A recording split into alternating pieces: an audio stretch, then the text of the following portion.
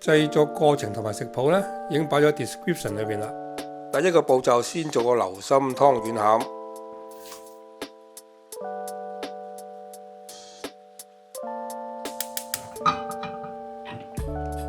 將芝麻放入鑊炒香，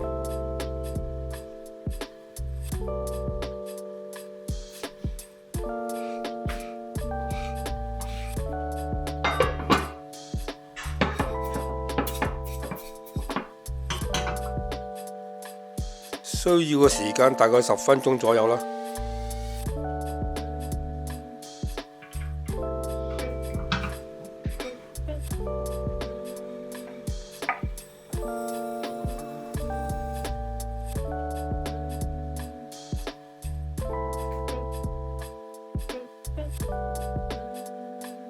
攤凍後，倒入磨粉機打碎。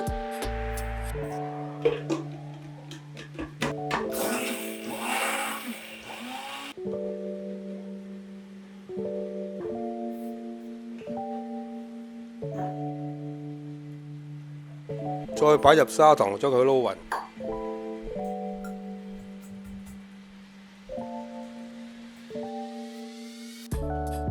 再倒入溶咗嘅人造菜油，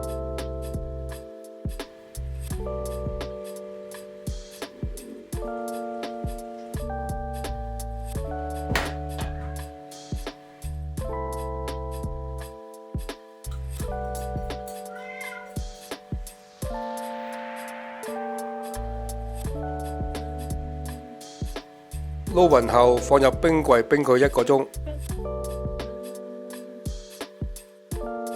跟手做個湯圓皮，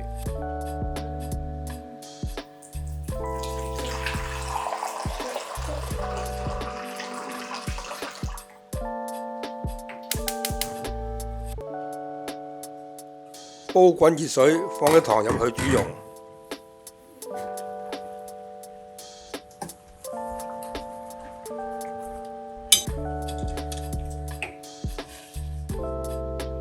趁熱將水撞入去糯米粉裏面，然後將佢撈勻。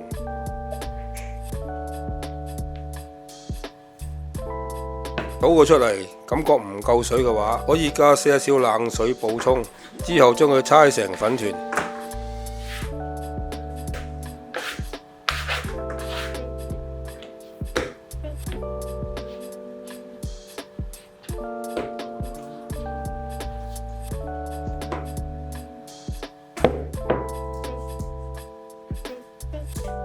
用濕布冚好。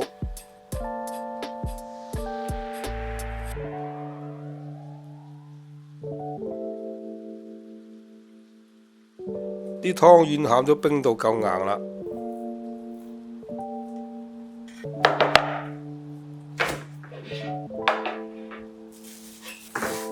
攞佢出嚟，切好大細。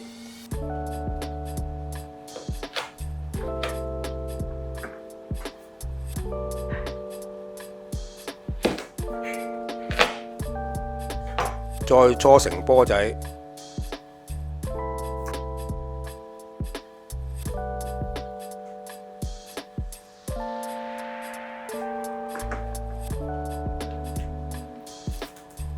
再放入雪櫃雪雪佢。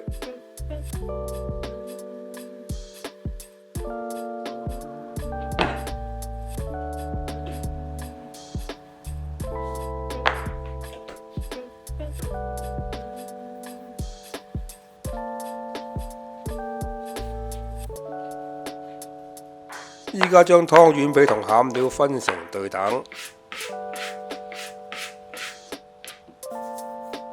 然後將餡放入皮裏邊包好，搓成圓形，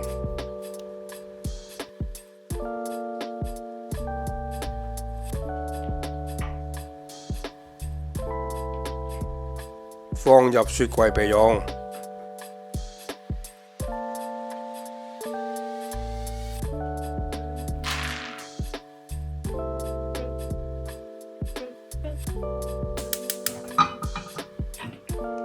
整花生糊，首先要將花生炒香，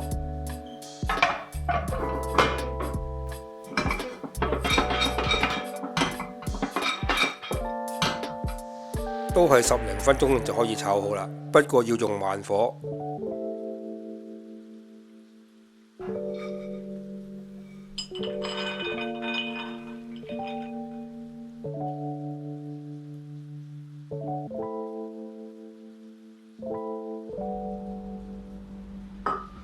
攤凍後，將佢放入攪拌機，將佢打碎。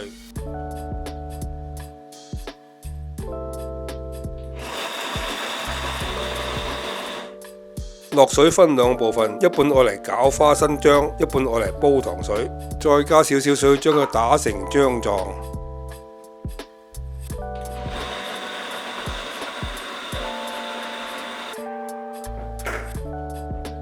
之後加埋其餘嘅水，打至順滑。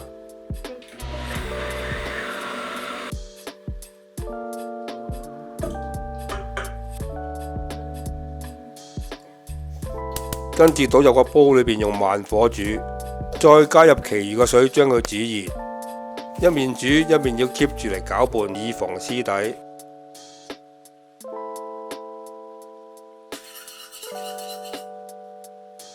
見啲水有少少起煙，就可以加埋糖入去煮啦。繼續出力攪，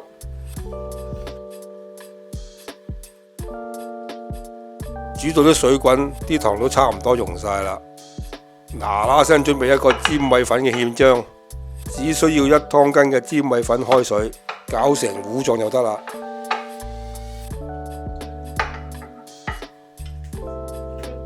再倒入花粒入啲花生糊裏面，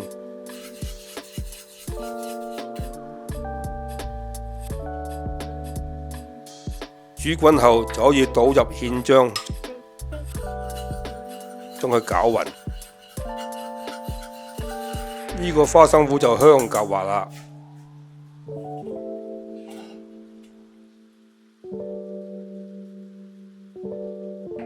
嗱聲煲鑊水。水滾後，倒入湯圓將佢煮熟。煮緊期間，間唔中熬下個煲，等佢唔好黐底。湯圓浮起後，慢火煮多佢1分鐘就可以撈起啦。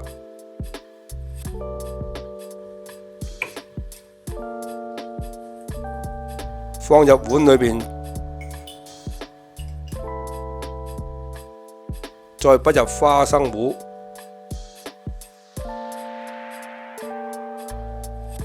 食入口裏邊，香味各有千秋，夾埋一齊食，甜甜蜜蜜。